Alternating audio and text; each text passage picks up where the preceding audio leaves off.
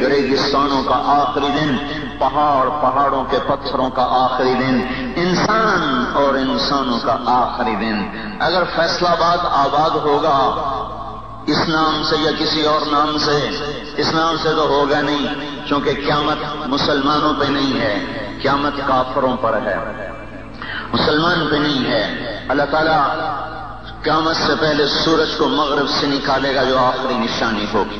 مغرب سے سورج نکلتے ہی توبہ کا دروازہ بند ہو جائے گا، جو کھلا ہوا ہے، ہر وقت کھلا ہوا ہے۔